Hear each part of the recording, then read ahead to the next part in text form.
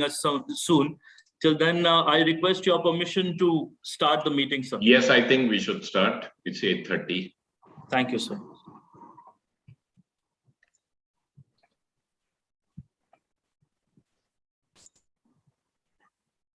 Mayank, we are good to go? Give me 2 seconds. Sure.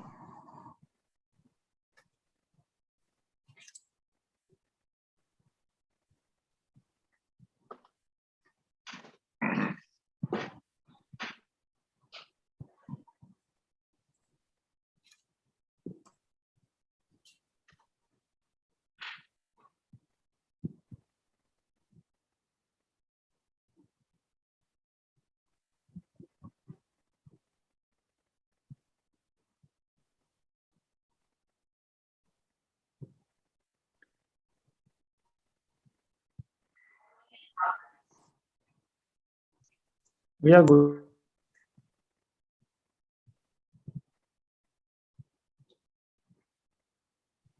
We are good to go. Thank you, ma'am. So good evening, one and all. I am Dr. Sanket Nivale, representing Medical Affairs at Emcure Pharmaceuticals. And it's my pleasure to welcome each and every one of you for this another episode of No Thrombosis workshop series in acute ischemic stroke. And it's my pleasure to introduce our course director, Dr. N.R. Ichaporia, sir. Sir is a director neurology at Sahyadri Hospital, Pune. He has started his first neuro ICU and neuro intensive care of Pune. He has been a pioneer in thrombolysis treatment for stroke in India. More than 300 public lectures and workshops on stroke. Member of the Indian Stroke Association and the organizing president of StrokeCon 2012, the organizing president of ISA Stroke School. He is the ex-president of the Society of Neurosciences, Pune, and an ex-president of Maharashtra Academy of Neurology and founder of the Pune Stroke Group. He is the principal investigator for multinational stroke trials like PERFORM, BG12, cortical venous thrombosis, BrainsCARE, Interact 2. Recently, he's been awarded as a health icon by the Times of India Group. Sir, we welcome you for the event. Thank you. Our moderator for today is Dr. Rajshekhar Reddy, sir. Sir is a director, Max Institute of Neurosciences, Max Super Speciality Hospital, Saket, New Delhi. He's a part of Fortis Hospital Ranbaxy Group Company, Noida, since Jan 2005 to 2006 May.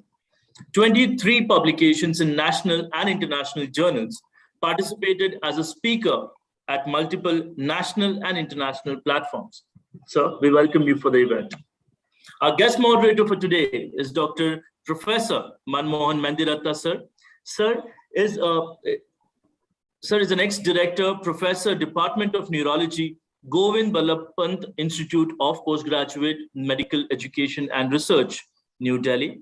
He's an ex-director, professor, and HOD, Department of Neurology, Janakpuri Super Speciality Hospital, New Delhi.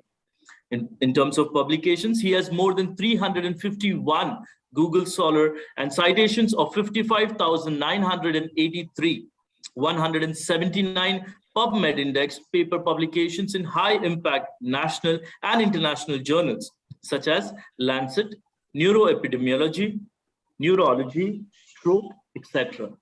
And more than 60 book chapters in world-renowned neurology books. Editor-in-Chief, International Journal of Epilepsy since 2014 to 2019. Published 3 Cochrane reviews. Book published, Puzzling Cases in Stroke, with 3,000 copies subscribed, and second edition is in progress. 1,500 MCQs for postgraduate and postdoctoral entrants on NEET platform. Pattern. Sir, we welcome you for the event. Thank you so much. Thank you, sir. Our first speaker today would be Dr. Divya Goyal.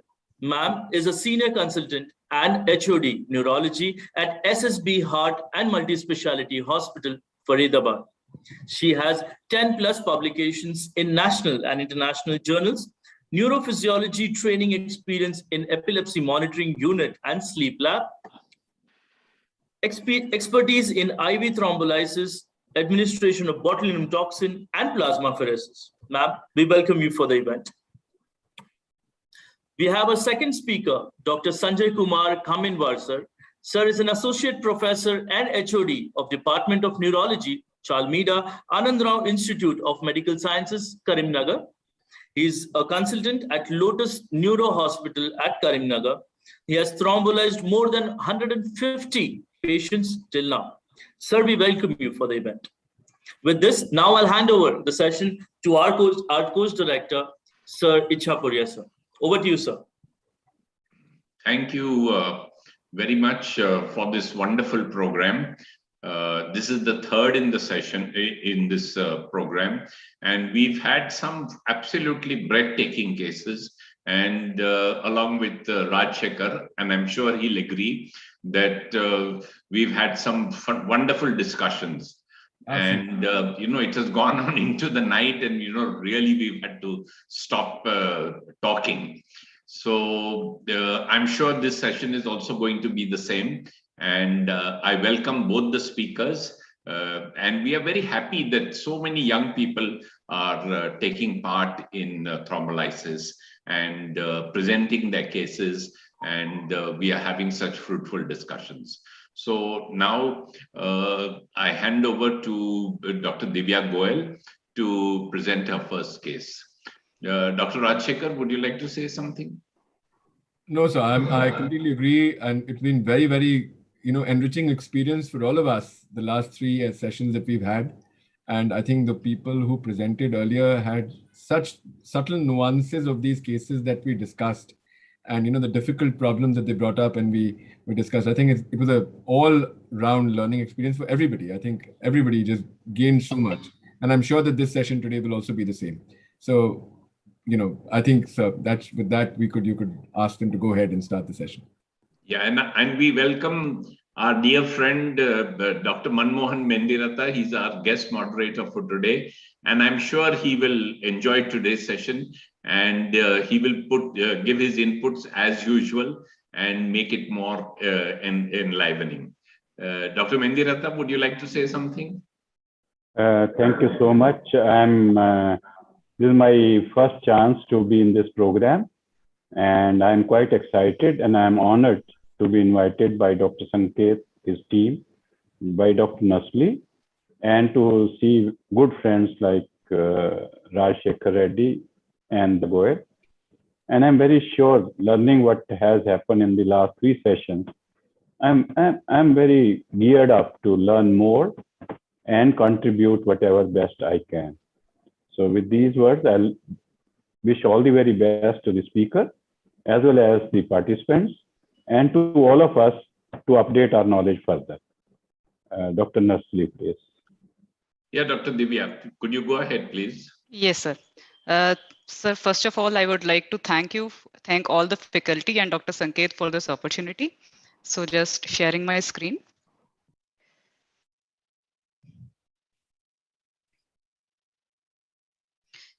So I would like to start with a video showing the basics of this case.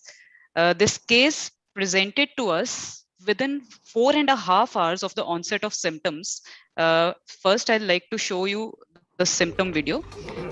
This patient presented in an altered state. Basically, he was confused, and this was a sudden onset confusion.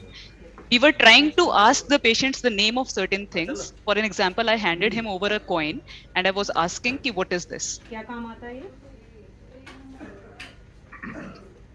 So as you can see that he neither could tell the name, nor he could tell the use of the object.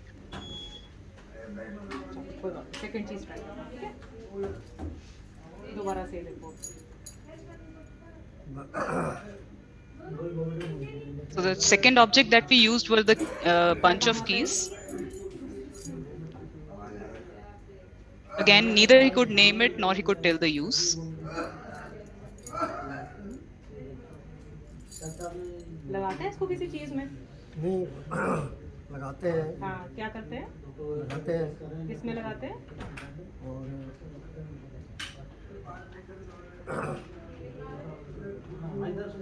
So entirely confused, could not express himself.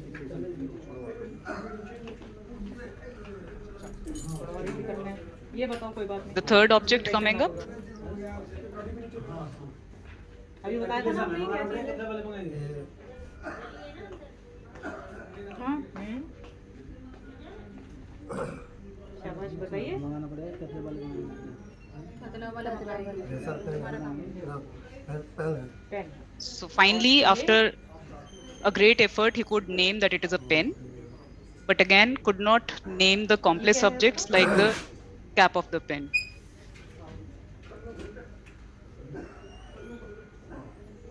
So entirely ऐसे confused. लगा ना? ये क्या हुआ?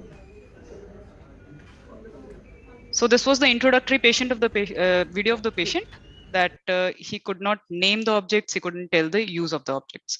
So onset of symptoms was about actually 4 hours and 20 minutes when he presented to us to be appropriate. This was a sudden onset confusion.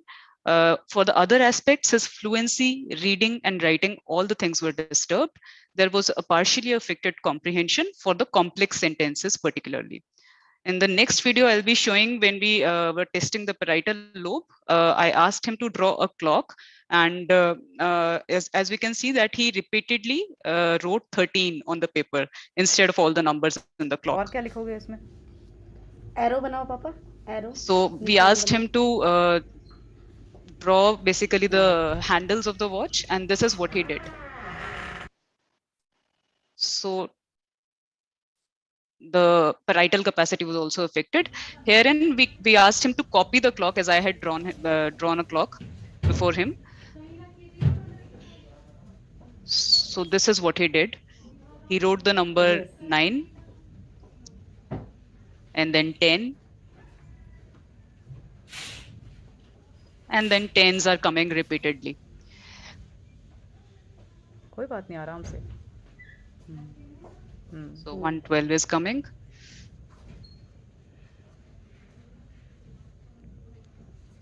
So even his copying capacity was affected at that moment of time. 2 हाँ 2 नीचे 2 yes 3 So once he was dictated the numbers, he could write them. 6 पापा 6 yes But 7, definitely he had the tendency to और repeat. 8 centre में exact 8 पापा 8 कोई बात नहीं, कोई बात 7 नहीं। के बाद 8 बनाओ 8 यस वेरी गुड ठीक। अब 10:10 2 एरो लगाने हैं ना? हाँ So when we asked him to make the handles of the clock, पहले सेंटर में हाँ करो again what he could do Very was, good। और दूसरी सुई? 10 पे दूसरी सुई कहाँ गई? 10 पे so शब्द।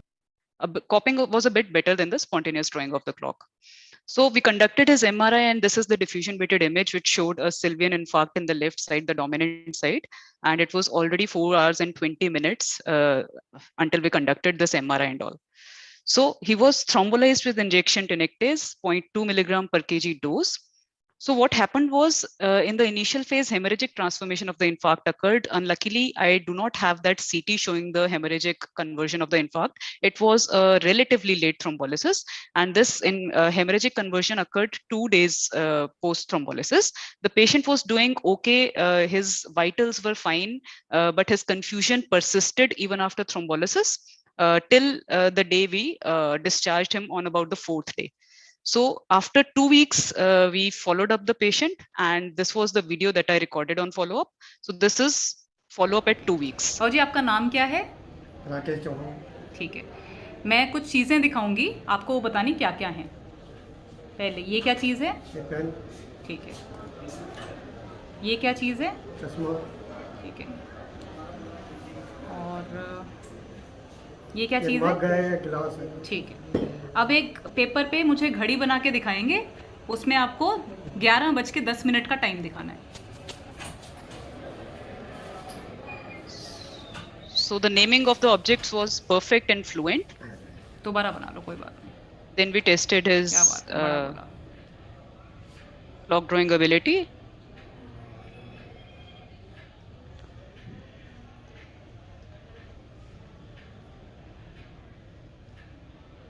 So as we can see that spontaneous clock drawing was improved. This improvement just occurred within a span of 2 weeks of thrombolysis, which was कितना मैम? relatively late. 11:10। ये तो हो गया 11 ये 10 बहुत ही बढ़िया. So this was particularly an interesting case of acute ischemic stroke who presented a bit late to the hospital. There was a left dominant side Sylvian Fisher infarct, and we could thrombolyze him relatively on time. And definitely we could see a late improvement, but there was a total recovery from the patient's side, considering his fluency, reading, writing ability, his memorizing ability all into account. So this was the case that I wanted to discuss. Open for discussion now. Thank you. Thank you, Dr. Divya. Dr. Mindiratta, would you like to comment? Yeah, Divya, can you bring back? There must be a lot of residents and junior faculty. Yes, sir. Because the moment I saw his face, static face, not the video, I Yes. made the diagnosis. Okay, sir. You just show it again, I'll tell you. Yes, sure, sure, sir.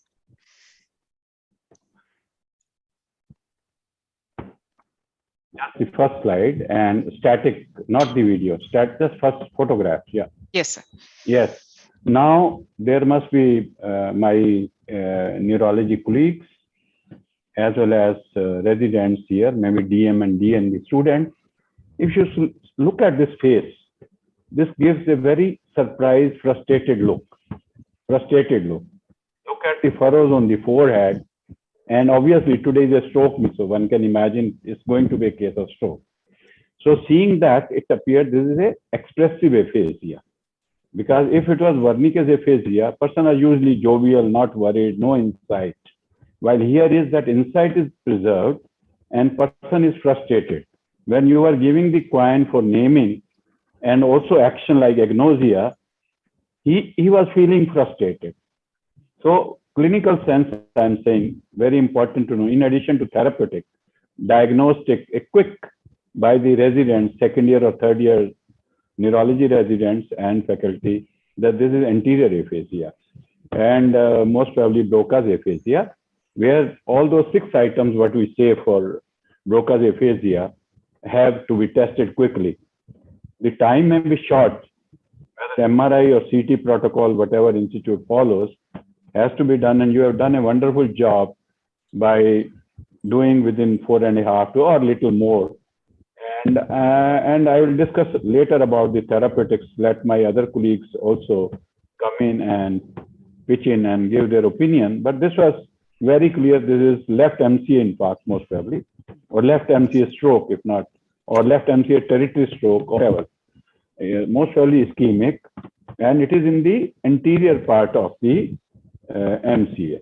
Yes. That is what I wanted to say. And there was some executive function also affected, and naming, as well as the agnosia was there, agnosia component was there. Those.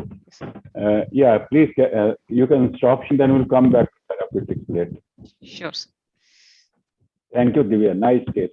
Thank you, sir. Yeah, what an astute observation, Dr. Manmohan. This is a true Thank you so much, clinician. sir. Thank you, sir. Thank you, sir. Thank you so much. You know, those furrows on the forehead and the slight facial droop, this is an experienced clinician talking.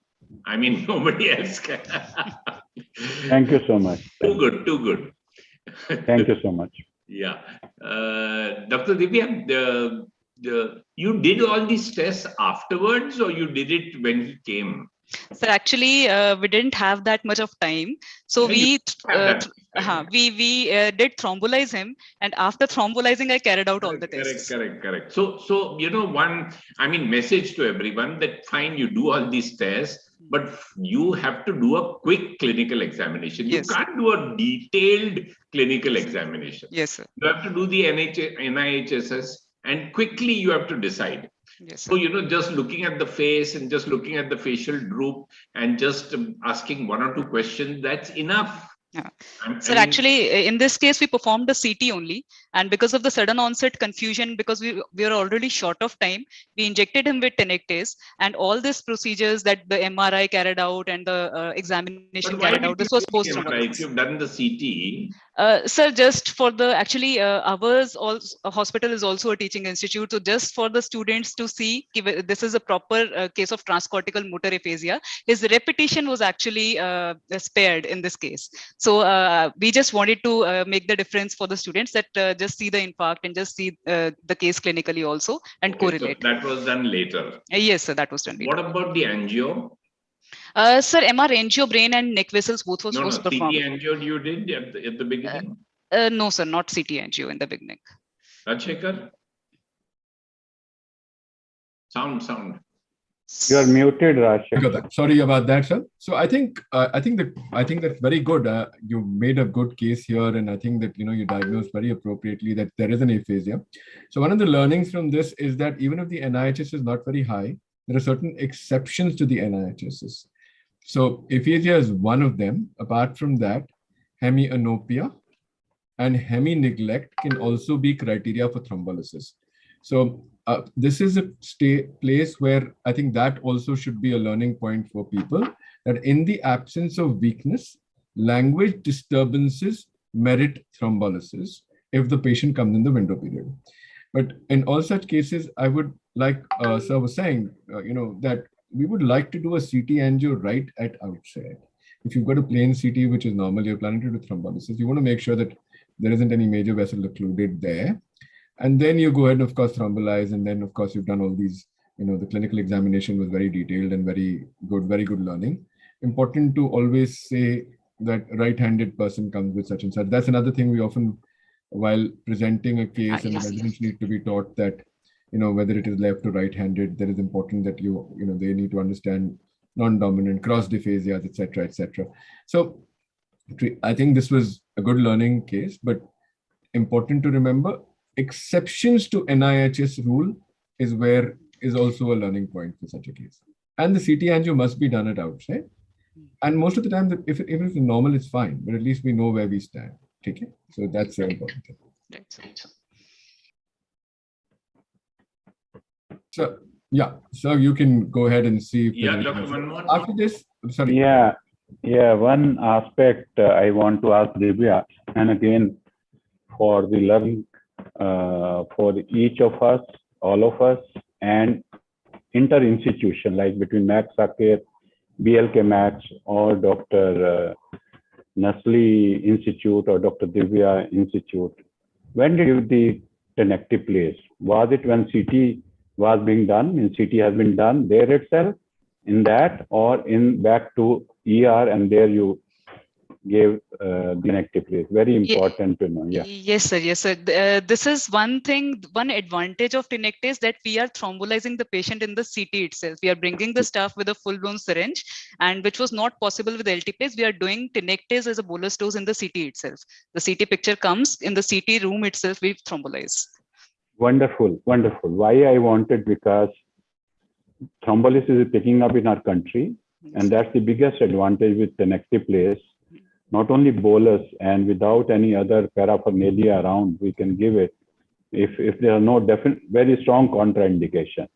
And as my colleagues Nasli and Rajshekar said, that CT angio, I think, takes almost same time as CT scan of the head these days. Yes, so I think that's one of the necessity. You were on the borderline, otherwise you would have thought of doing CTP also. Yes. But CTP, because you were on the borderline. And final, when it's ending, then I'll make some comment about the duration of thrombolysis. I have in my mind, and I have told my colleagues, like the time has been increased from 3 hours to 4.5 hours. I have something else in mind, which I read during first profession in Boyd pathology. I'll quote that, but later with the permission of the course director.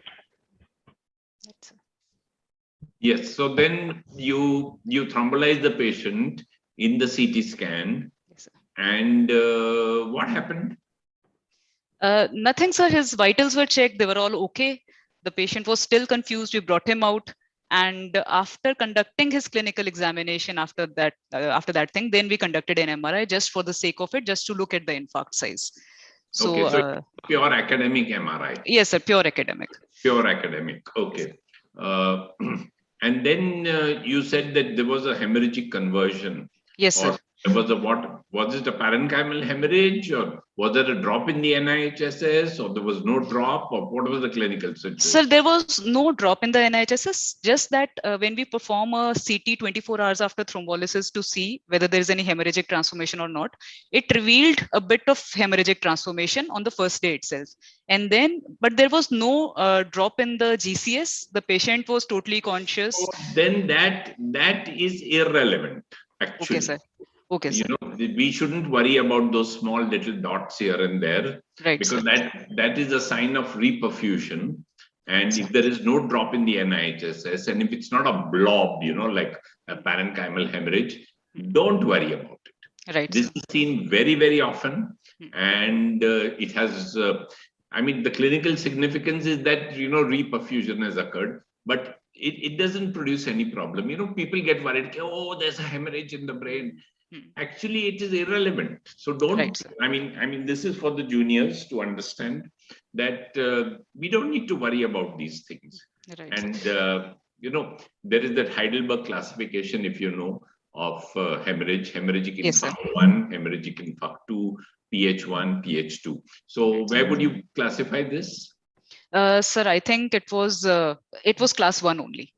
Hemorrhagic infarct class HI1. Yes, sir. So HI1, no need to worry. Rajshekar? Yes, sir. Absolutely, sir. I think HI1, HI2, PH1, PH2, all of us are familiar with. We must actually try to grade all these. So especially if you have students there, they must be asked to grade.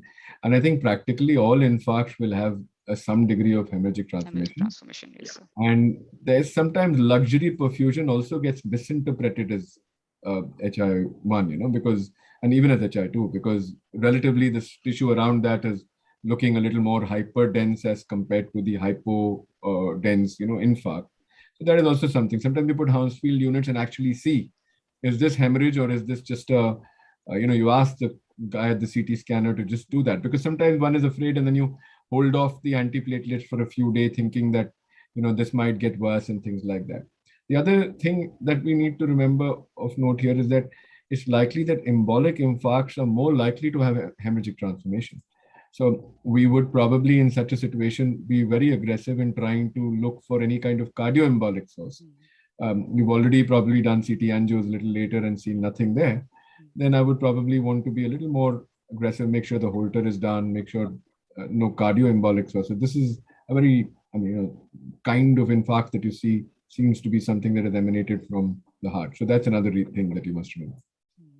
Yes. Yes, Dr. Mendiratha?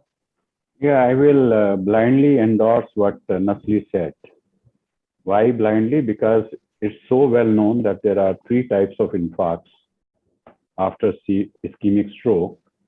The first are like white or pale infarct. Second type are mixed infarct. Mixed infarct are the commonest, where some blood can be there, which is called hemorrhagic transformation or hemorrhagic infarct. One is pure hemorrhagic infarct, that is called red infarct. So commonest are the one which are mixed infarcts, which you had. Now, if suppose tenecteplase was not given, even then in a natural process, when you do 24 hours later, you may say, find some punctate hemorrhages, which my colleague, dear colleague, Nasli has mentioned, and rightly so. So nothing to worry, and most of these asymptomatic. Can I ask you, Devi, I'm hopeful you gave around 15 milligram of tenecteplase to this gentleman. He looked around 70 kg from Sir, weight. he was a bit low weight. He was 65 kgs of weight, and we gave him 13. Okay. Yes, sir. 13. Okay. Okay. So you said 0.2 milligram per kilogram body weight. Yes, sir. Okay. Yeah. You know, there's a little confusion on how much dose one should give. So I think the label says 0.2, but most people in the world now are giving 0.25. Absolutely. That's what I was going to say. With a ceiling of 20 milligram. Ceiling of 20 milligram. This Nortest trial, which was done in Norway, they were giving 0.4. But then, you know, they had little more hemorrhages. So I think that is now given up. And most of the world is using 0.25. I think there's general consensus on that. And it seems to work pretty well. And there is no excessive bleeding. It's the same as anything else. So I think we should stick to 0.25. Though the label says 0.2. Isn't that correct? Is that correct? Yeah. Okay. Now, how do you explain all those, constructional apraxia and whatever? How do you explain with that anteriorly situated lesion? Sir, probably at that time of acute lesion, there might be some perilesional edema affecting the parietal lobe too and extending to that territory, or might be some subcortical fibers they get affected during that course and finally revive after thrombolysis. So we can say that in the acute stage because of the penumbra.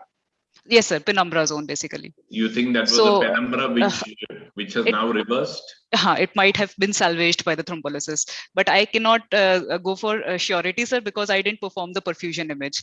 But I think it might be the penumbra. It's an assumption. I mean, we haven't done that, and not many people do it. Yes, sir. And it's actually not necessary. So no, I'm just talking theoretically that and all those tests you did, how many hours after the stroke? Sir, the MRI was performed like 2 hours. All those construction tests and clock drawing tests and sir, all that. That was like for the first hour after thrombolysis, we monitored him extensively, and when we found him stable, then we started conducting these tests. Probably 1 hour after thrombolysis, sir. 1 hour after. I think, Divya, that's too early to do these. These are a good exercise for the residents. You have set an example, but obviously it has to be first is emergency management. Let the patient settle down, and then, as we say, penumbra. Earlier, when we didn't have this CT perfusion, we didn't know about penumbra. But even if you give a case to the residents, so usually it will be given after 72 hours or 6 hours later to do these activities. So it's better to give some cooling period. Yeah. This can produce stress and high BP also. Yes, sir. So got your point, sir. And we are worried about BP. We are very worried about BP in the acute phase. So do all these sophisticated tests, so-called. Little later, aram se you can do, no problem. Yes, it's not going to change. First, you have to treat. Yes, sir. You have to treat. You have to shoot. You can't make long diagnosis in stroke. You have to make early diagnosis. You have to make a diagnosis first few minutes, 2 minutes, 3 minutes. So we shouldn't give the message that do all these constructional tests in the beginning. No. In the NIHS, there are a few things, that you have to do, but that's about it. You don't have to do these detailed examination in the early stage. Do it later. No problem. It's a good teaching exercise, and you have shown it very beautifully. The clock drawing was really outstandingly shown. So we really love that. But I think you do that after, as Dr. Mendirata said, do it later. No issue. Right, sir. Yeah. And what Dr. Rajsekhar said, you must look for cardioembolic stroke. This type of lesion, you must do a Holter, you must do a good echo, maybe even a TE. Have a very low threshold for doing TE, especially in young people. You never know what clots you pick up. Past myocardial infarction, LA thrombus, PFO, aortic sometimes plaque.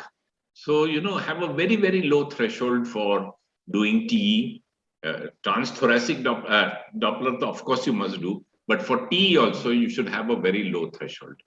Do you agree, Dr. Rajsekhar? Absolutely, sir. I think that's very valid point. If we think that we're not being able to find in some situations, because conventionally, though the cardiologists don't seem to agree with us, they feel that the transthoracic echo is sufficient. But we know that transesophageal echo has a pickup rate of 93% as compared to 60 to 65% of a transthoracic for a LV clot, etc. So it's always, if you have high suspicion, just go ahead and do it, because it's treatment changing. You're actually going to be putting a patient on Absolutely. etc. So that's important. Nasri, yes. Can I make a point? Yes, sir. Yes, sir. I have published one paper of 85 subjects of stroke with cardioembolic stroke, right? these were primarily in the posterior circulation. If there was a stroke like this in posterior, and definitely you have to rule out cardioembolic. And in this gentleman, if there are not many risk factors, the CT angio is clean, and the infarct or stroke is in the lobar area. It's a superficial or cortical infarct. In those, you must look for cardioembolic, as everybody, my colleagues are saying. I will go even beyond. When I came to BLK Max, there were not many TE being done. Now it is being regularly done because I'm fond of stroke in young, so we are getting in everything. I've gone one step beyond now.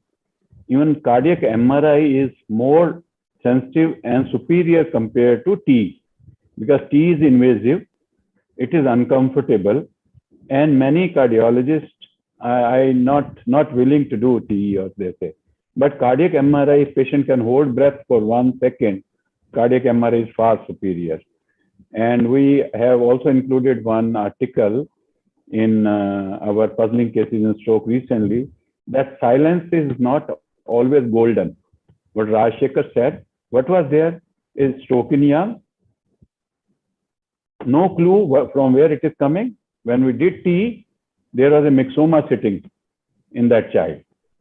And we got it operated and everything became better. So all that must be looked into.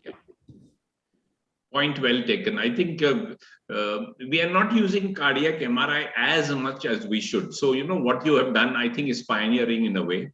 And we must use it more and more. Now we have good 3 Tesla MRIs. So we should use them. Surprising things you find, you know. I remember one case, somebody had published, they found one schistosomia in the cardiac MRI, and that embolized into the brain. So this is unheard of. I mean, I'd never heard of it. So you'll be surprised what things you find, you know. So do it. If you are able to do it, do it. And you'll be surprised how many new things you will find. But Nasli, still in our country, I am not saying about the main institutes, radiologists are also reluctant, or they don't have enough experience. Yeah. I sent 3 persons for cardiac MRI. Every time they said the patient didn't cooperate, which I can't digest. So there must be some reason. आपका houseman भेजो उनके साथ. I will go. I'll go myself. If I have to go, I'll go myself with. So, you know, these things can give you lots of information, you know, even long-term Holters, you'll be surprised how many times you see. And, you know, seeing LSIs, doing pro-BNP, seeing for atriopathy, you know, these are all, and as Rajshekhar said, it changes the treatment, because now you have to give anticoagulant instead of antiplatelet. So it's changing. I mean, it changes the treatment, it changes the prognosis. So look more and more into and try to find what we call mechanism of stroke. Every patient, you must write at the end of your notes, what is the mechanism of stroke, MOS. Sometimes you can find it and sometimes you can't, but make an effort. Rajshekhar, you want to say something? I think we're good, sir. I think very good. And again, Dr. Divya has kept up the very high standards of this meeting. Every time I'm so impressed by the kind of work that is going on. It's a pleasure to know all these people doing fabulous work everywhere, sir. Yeah. So it was a one thing I want to add. Yeah, I want to add for Holter. Now, new guidelines are that they should be done at least for 3 days. Now we know about external loop recorder, internal loop recorder. The other aspect is economics. 24 hours Holter is now as economical as 1 MRI or less than 1 MRI. So there are agencies which are doing very high standard Holter and around 4,000 rupees for 24 hours. 7-day Holter is 5,000. Yeah, so now it has become so reasonable. We may pick up more cases. Do more, you know. Yeah. So very, very nice case, Dr. Divya, and thank you for a wonderful presentation. And we are really delighted that you are doing such good work, and you've been able to reduce your door to needle time to 20 minutes, from 4 hours to so that's excellent.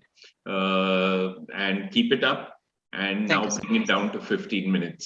And you'll see what great things happen when you bring it down to 15 minutes. Thank you. So well done and congrats. Thank you, sir. Next meeting in Divya's place. Huh? Next meeting in Divya's place. No problem, sir. Anytime. Sir, with your permission, just wanted to comment. So we are almost halfway through our episode, and we have approximately 200 logins, or rather live listeners now. We have multiple comments which are congratulating Divya ma'am for her case in the comment box. However, there is no more questions there. So, I would now, with your permission, sir, invite our second speaker, Dr. Sanjay sir, for his presentation. Yes, Dr. Sanjay. So on his behalf, I would be presenting his slides. Sanjay sir, with your permission, you can start. Yeah, sure. Thank you, Sanket. Good evening, all teachers. It was a wonderful academic discussion, basically. Though the case was very simple and all, but we had a very good academic discussion on that case. Now I will present this case. This one is simple, very simple. As like last case, there is no much academic discussion as such, but it's a very interesting case. We'll find some a male academic patient discussion. of 70 years old. Sir? Sorry. Continue. Hello? Yeah, continue. Sorry. A male, okay, a 70-year male patient who was a known hypertensive since 5 years on dual antihypertensive medications like telmisartan and hydrochlorothiazide. His blood pressure was controlled with these two medications, and he's a diabetic since last 5 years, which is controlled on insulin and oral hypoglycemic agents. And along with that, he was also dyslipidemic according to his old records, and he was on statins, and his lipid levels were within normal limits now. And he had no history of cerebrovascular accident in the past, like TIA also, and no history of coronary artery disease in the past. But this 70-year-old man is having a very high vascular risk factors, such as hypertension, diabetes, dyslipidemia. Almost all common vascular risk factors are present in this person. Next slide. So he presented in the ER with a history of weakness of left upper limb and left lower limb. So he had left hemiplegia and associated with slurring of the speech. When he presented in ER, it was only of 1 hour duration. And immediately we recorded his blood pressure, which was 150/90. He has taken his routine antihypertensive dosage. And this thing on after examination, we found that his NIHS score was 11. In which there was a dysarthria, 1 score. He had a facial deviation, for that we given 2 points, and he had a complete power 0/5 in left upper limb and left lower limb. So that score became total 8 + 2 + 1, NIHS score 11. So it was like a moderate stroke. So with this, we immediately, as it was like 1 hour duration, we immediately shifted that patient to MRI. So this MRI scan showed very large diffusion restriction on the right side. Almost complete right MCA territory was involved. And that was associated or corresponding ADC suppression was also there. So it was complete right MCA infarct was there. Next slide. So with this such a large infarct, the flare was also done, which was showing no lesion on the flare. So nothing was seen on the flare. So there was a huge diffusion flare mismatch was there. So immediately in the same setting, we did MR angio also. Next slide. So this is complete M2 obstruction is there. So it is a large vessel occlusion on right side, right MCA M2 segment was complete cutoff. Next slide also, you can see that complete cutoff. Yeah. So it looks like a M1 segment, but M2 segment is completely cut off on the right side. And it is showing that it is a very large size infarct. Meanwhile, after shifting, coming out of the MRI, we had that biochemical test available. Next slide. His platelet count was normal. Sugar levels were 178. Serum electrolytes were normal. Creatinine normal. All coagulation profile, PT-INR also we did. It was normal. So it took almost half an hour for MRI. Previous slide. We did like MRI and these lab investigations. Now we came to conclusion that he was having a large vessel occlusion, which was leading large right-sided MCA infarct, in which there was a diffusion flare mismatch was there. And this was like 1 hour, and all this test took almost 30 minutes. So it was like a 1.5 hour duration. So the question was now, it was like M2 segment was occluded, very large diffusion restriction is there. So we are confused now what is to be done, whether to ship the patient directly to mechanical thrombectomy. But in our center, mechanical thrombectomy, that facility is not available. Then next option was, next and first is obvious is IV thrombolysis. Then I discussed with the patient attendants, because this is a large size, more than 2/3 of MCA involvement is there. So we explained all the hemorrhagic transformation risk, then it may be mass effect, and all those risks were explained. All contraindications for the IV thrombolysis were ruled out. This was a very tricky situation, as time duration was less, flare was absolutely normal, but lesion was more than 2/3. So this thing little confused also, whether to thrombolize or not, whether to send to the higher center directly for mechanical thrombectomy. But the relatives were also willing, because from my place to send to the Hyderabad, it takes almost 4 to 4.5 hours.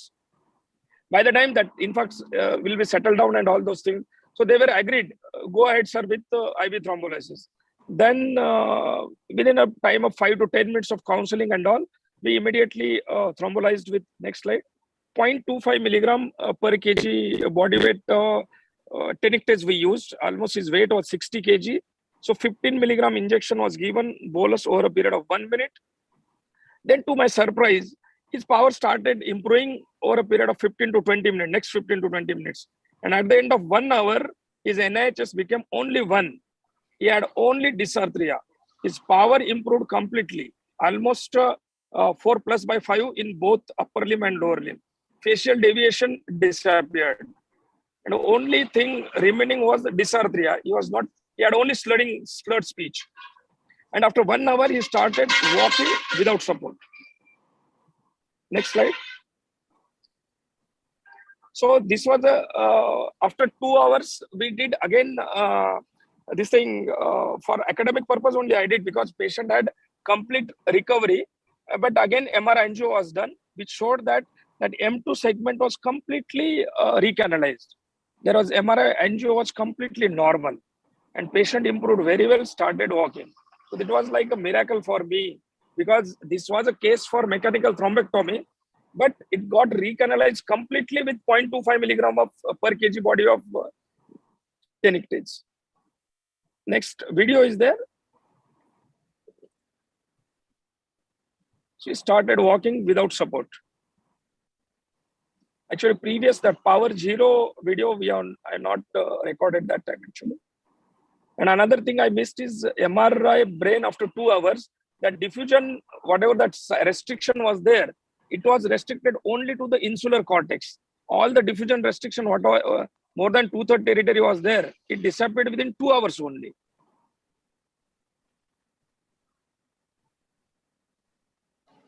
Thank you.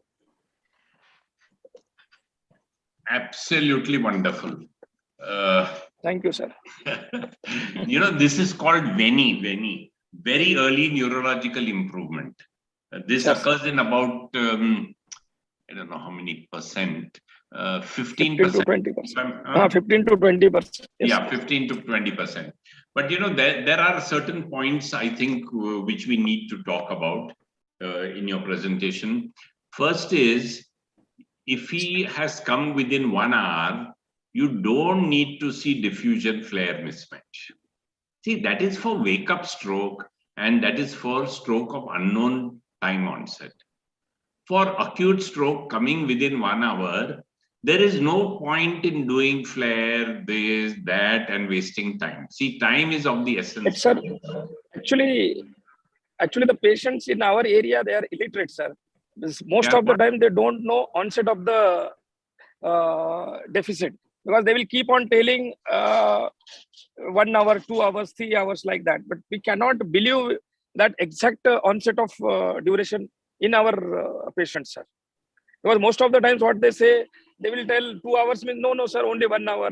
He called me 15 minutes back only, it was normal. See, if it is less than 4.5 hours, you don't need to do it. You know, when it is wake up stroke or unknown time, if it is 1 hour or 1.5 hours or 2 hours, no, you don't need to do it. And you don't need to make a judgment on it. And now I think most of us are agreeing that you should give IV thrombolysis prior to mechanical thrombectomy, unless there is a contraindication, like say platelet count is low, or there's some bleeding tendency, where you would do direct mechanical thrombectomy, or you can shift the patient immediately to the cath lab within the next 5 minutes. 5 minutes. Otherwise, if in your case it is like a drip and ship situation. Yes. In a drip and ship situation, IV thrombolysis has to be done, and you'll be surprised 25 to 30 to 40% of patients recanalize even in the MCA. So it is not a must that you must do mechanical thrombectomy in all these patients. In our resource poor settings, I am convinced in my mind that you should do IV thrombolysis in M1 and M2 and even distal carotid. You'll be surprised that 25 to 30% of patients will recanalize, and you will get an amazing result like you did. And you know, the patient will be so happy with you. Yes. He'll be your friend for the rest of your life and his life. So don't deny the patient this treatment, and don't think too much. Don't think too much. And even, you know, this thing of large diffusion, that criteria is now given up. You know, low aspect score. Low aspect score also you can do IV thrombolysis if he's come in the window period. So don't rely on that so much. Dr. Mendirata, first of all, congratulations. Excellent case, excellent result. I will say very lucky doctor and the patient. Everything went in the right direction. So these are the things which increase our practice. As he said, he will be your friend for lifelong. It was. I think I agree with Nasli what he said, that we have to do this mismatch and other things if there is a indecisive period of occurrence. And in these patients, I think it's not you have asked for flare, but computer takes the sections and that it collates and gives different pictures. So it comes naturally. Radiologists will say, no, I will do it. I'll do it. It will be there in the report. But definitely in wake up stroke and not certain time of occurrence, definitely we should do. And in this patient, he is a high risk case, definitely. Diabetes mellitus, hypertension, age. We don't know about family history. But if you see his MRI, especially the FLAIR image, there is a leukoencephalopathy, bilateral diffuse white matter changes with some micro bleeds. So he is the candidate where we have to give prophylactic treatment for rest of the life, and very aggressive because he's diabetic and hypertensive. So we'll come to that later. What did you start him for secondary prevention after that hot period is over? And the other observation which I made, though this was MRA and not CT angio, that in MRA, maybe he has diabetic nephropathy. He will have, because diabetes is long standing. So creatinine may be high, so CT may not have been done. But in this, if you look carefully, analyze images, there's also evidence of intracranial arterial disease on those images, what I saw. So this patient needs for further prevention. And at 70, he is quite good. But when he was walking, if you carefully see that his hand was slightly abducted, and the dexterity was not as good as on the right side. So that dexterity is still left, residue is left. And you must also look for cardioembolic component, because there is a sudden cutoff. There is nothing in the neck. And this, I have given presentation where I always say, aorta says, please don't forget me. So we must look at aorta, and as well as cardiac component, as Dr. Rajshekhar has emphasized in the previous case. So in these, further workup is required, and further strong preventive measures are to be taken, because he is diabetic also.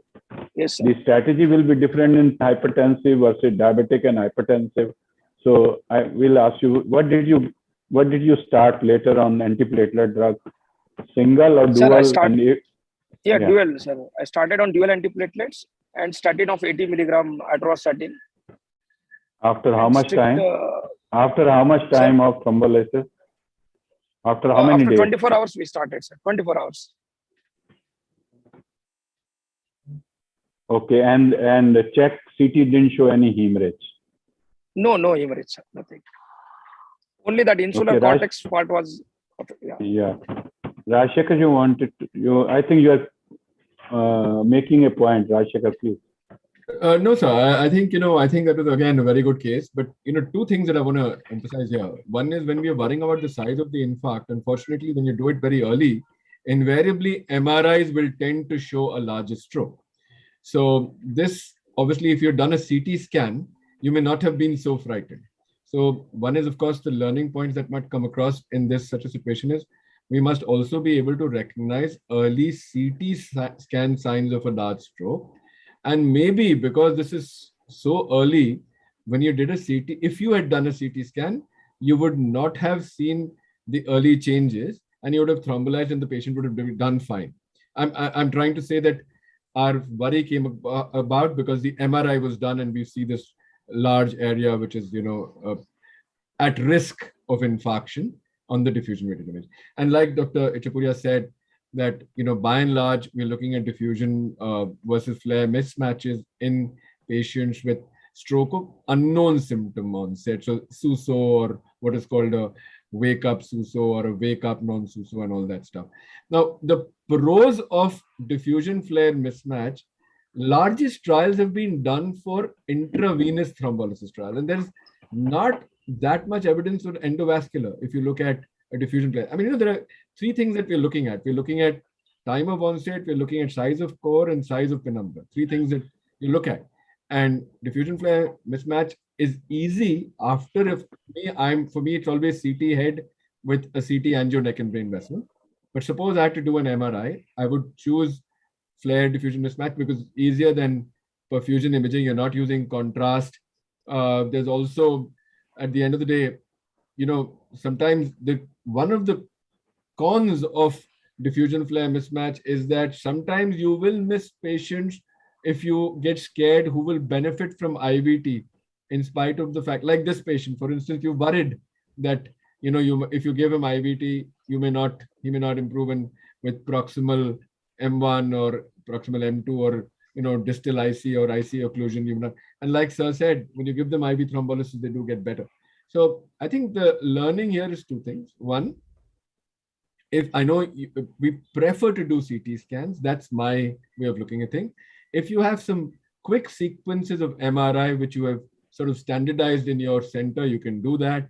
You can do a quick, let's say a flare, you can do a diffusion and a GRE sequence just to get basic information.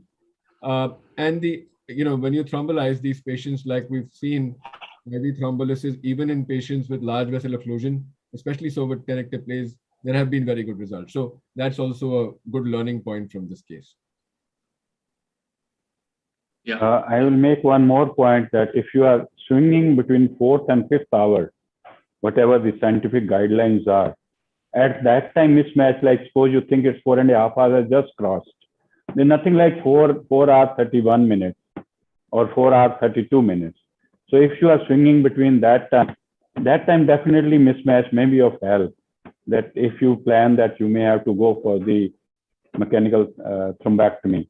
I always say when these thrombolysis to be done, we should count in minutes and not hours if possible, that to save each and every minute. So what Rajshekhar said, right, that mismatch may be important in addition to what Professor Nasli said, that we may have to do mismatch study if we are at the border zone of time. Do you agree, Rajshekhar? Absolutely. So I think, like you said, the greatest value is when we do not know stroke of unknown symptom onset or a wake-up stroke. This is where we would want to use a diffusion flare mismatch.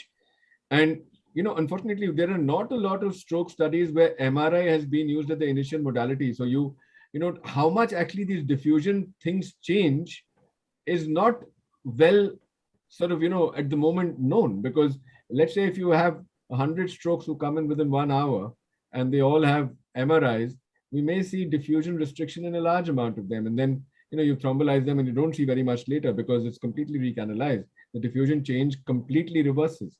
So, but most of our studies would have CT at that point of time.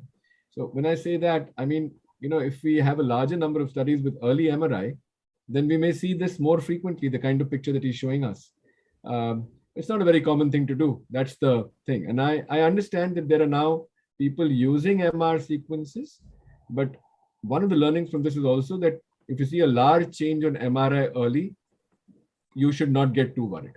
Especially not get scared. Not get scared, yeah. Not get scared. Yeah. And I will also like that when I joined BLK Max, it's just 1 year and 5.5 months, we were on MRI protocol. And one day we had a meeting, how can we save time further, because less of thrombolysis has been done. So then we have shifted to CT protocol, as rightly Rajshekhar has mentioned. We have shifted back to CT protocol now, and CT and CT angio are done almost simultaneously. Thank you. Yeah, and one point, which I found very interesting, and we've been seeing it off and on, but not, as Rajshekhar said, not well documented, is that the diffusion goes down. We always thought that the diffusion is something permanent. It's not. Absolutely. There is an area, Sanjay, you have a scan afterwards, the MRI? Yes, sir. We did, only insular cortex was involved, sir. So that diffusion which was so big has now shrunk. So, it's not a permanent thing. Permanent thing. Yeah. So, so therefore, we are saying that, the aspect score is high. I mean, it's low. It's not so, because the diffusion does change over a period of time. So don't get worried with these large diffusion lesions and, not to give thrombolysis for these patients. I think it's wrong practice. If the patient is in the window, if his NIHSS is correct and there are no contraindications, don't worry too much about these diffusion things. Thrombolize these patients, give them the benefit of the treatment. Do not deny. Do not find an excuse to deny treatment. Find a reason to give. I always say this. Find a reason to give and not an excuse not to give. Especially when he's in the time window, which is now standardized, which has been proved, so many thousands of patients, lakhs of patients. So don't deny patients just because, the diffusion is little big and this is little big and all. Don't deny. I think that's wrong practice. Would you agree with me, Dr. Manmohan and Rajshekhar? Yeah. Sanjay, can you make your phone in the landscape format? You will be well like us. You will agree. Look at that. Now you are much better. Okay. So what that reversal of diffusion are the reversible changes in the cells, hemodynamic changes, and these cells are still alive. These are not the dead cells. So the apoptosis has still not happened. So if you do this, as he rightly said, canalize, they are like sort of crying for blood. Give us some perfusion, please, through thrombolysis. So once that perfusions come, the cells come back to their life. So that's very important point. And in the end, I have the opportunity to work with Professor Vardhan Hakke in Heidelberg, when I had gone for WHO fellowship. And I assure you people, and that's what I've seen from I am telling from my experience, maybe in the coming years, window will further get prolonged. If you go into Boyd's pathology or Robin's pathology, molecular death sets in 12 hours. 12 hours. So still, though there is a cell which may not reverse completely, there may be still window period of 6 hours, or maybe sometime up to 9 hours it may come in the coming years. Now look at mechanical thrombectomy, how the window has been increased to 24 hours. So same for thrombolysis, I am confident. You will say, sir, why don't you do a study? Why don't you prove it? You are in a government institute, you should have done, but not easy to do. But I'm confident, that is my hypothesis, that in the coming years, this window period will further increase. It's already increased to 9 hours, Dr. Mendiratha. It's already increased to 9 hours, you know, in carefully selected patients, of course. Yes, carefully not across selected, the board. Not but all. In carefully selected patients, IVT up to 9 hours, it's come. And it's going to come. What you are predicting is going to happen. Look at wake-up strokes or this. Sometimes this may be 9 hours, you never know. Yeah. So, Dr. Sanjay, another one point you mentioned, that you did all those tests and then you give thrombolysis. Did you do that? Sir. Yes, sir. Platelet count and whatever the other things. Yes, sir. When patient arrived at ER, we immediately send the lab investigation first, sir. You can send, but you don't need to wait. No, we are not. Within that, till the MRI get finished, or counseling and all. You don't need to wait. What he is saying is, we send used it, to but wait. Don't wait for the report to come. You can There was a time. normalize. No, we were not waiting, sir. By the time, we were not like compulsorily, we were not waiting. By the time MR finishes and we do counseling and all. Counseling takes 5 minutes. You mentioned half an hour, 1 hour MRI, half an hour test, and then we went. What I want to say, I don't want to give this message to everyone. The message to everyone would be that do the labs, but don't wait for the results to give thrombolysis. Especially what you're interested in. Of course, blood sugar you have to do immediately. Oxygen level you have to do immediately. I mean, it takes 30 seconds to do that. Only problem is the platelet count. Now, you know, if the person does not have dengue or does not have chemotherapy or liver disease or splenomegaly, there's very low chance that he will have platelet count below 1 lakh. So you don't need to worry. You just look at these small little things here and there. And if they are, you don't wait for the report. You send the blood, but don't wait for PT-INR if he's not on warfarin, PT-TK, you're waiting. No need. No need to do that. Yeah. Yes, sir. No, I just wanted to make that point because that was a little unclear in your presentation. So I just wanted to make sure that everyone understands that. I mean, it's no reflection on what you did, but I'm just trying to make it clear to everyone. Sir. Yeah.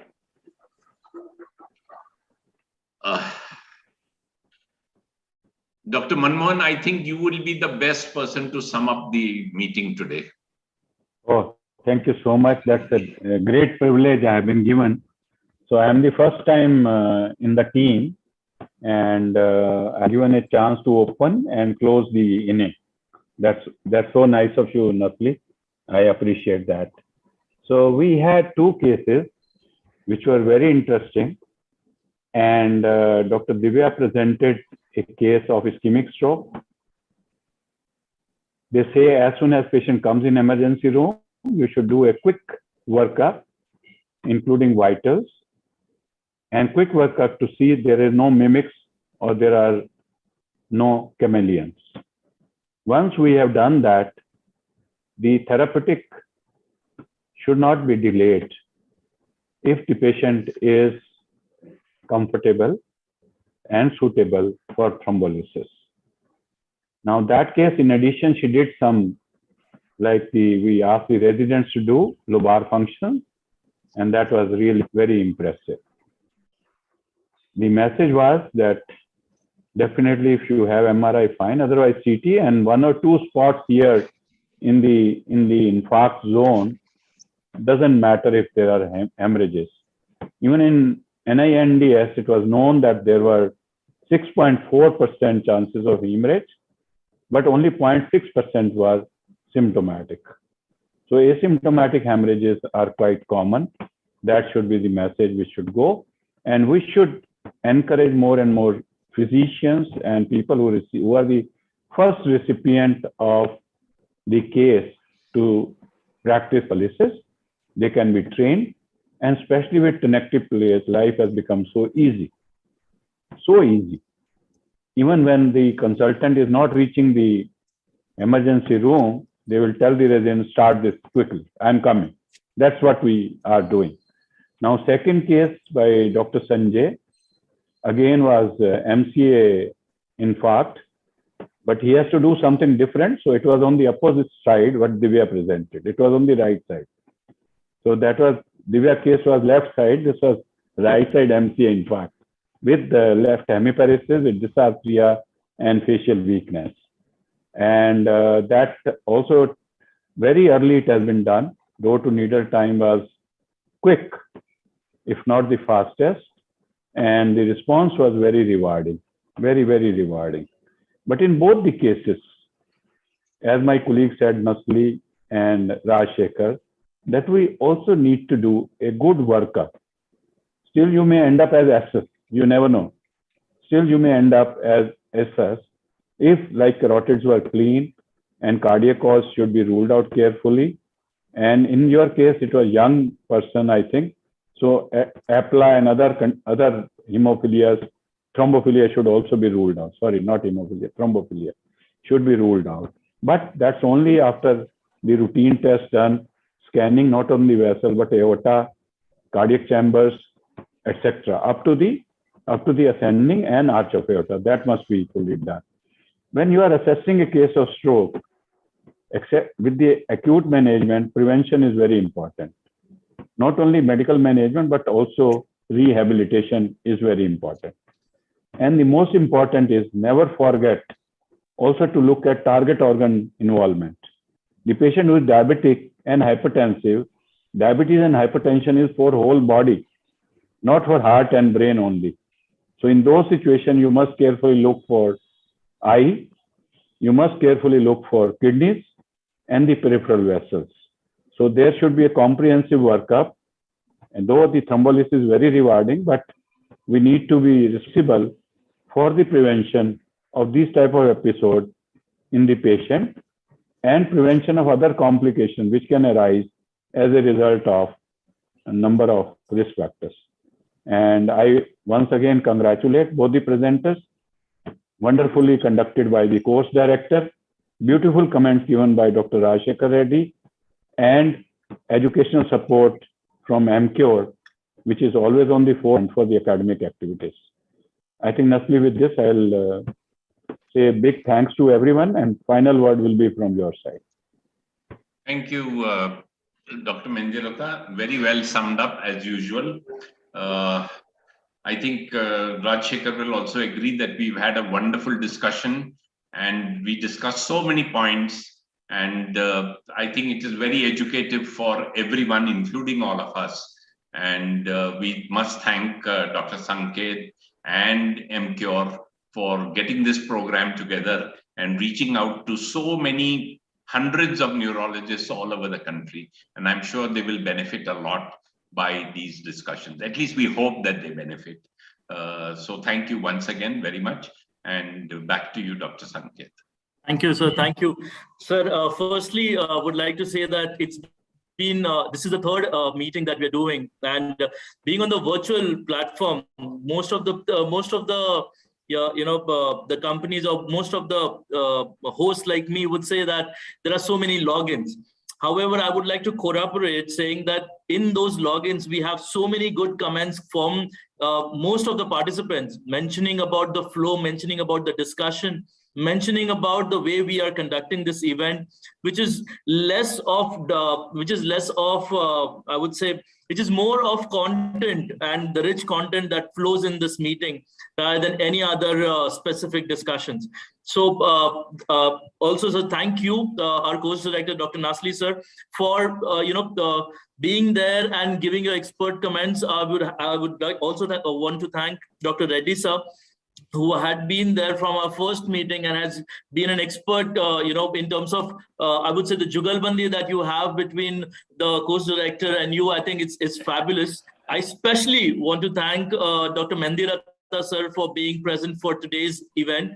Sir has given us evidence-based, research-oriented discussion, and each case was so excellently taken into those nitty-gritties, and the listeners would get something which probably tomorrow they would imbibe in their practice and get better patient outcomes. And lastly, sir, this meeting wouldn't have been possible without our case presenters, Dr. Divya ma'am, as well as Dr. Sanjay sir, who has presented us excellent cases. And just a recap of what happened last time, sir, just if you also would remember, last time the two case presenters was actually taking vibe of each of you, and it was a discussion which was more of a question answer kind of a session. Again, a different pattern which had in the last meeting. This meeting was unique in its own way. So I want to thank each and every one of you. And from Emcure, from the house of Emcure, I want to thank each and every one of you participating excellently today, and all the audience listening to us and have gained insights from this meeting. We will see again next month, same probably date and time. Thank you. Thank you all. I hope we pass the last viva, huh? Okay.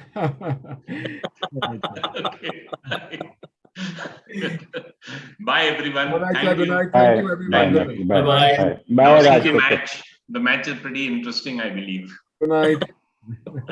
Yeah, 211 by 4. Yeah. Okay, bye. Bye.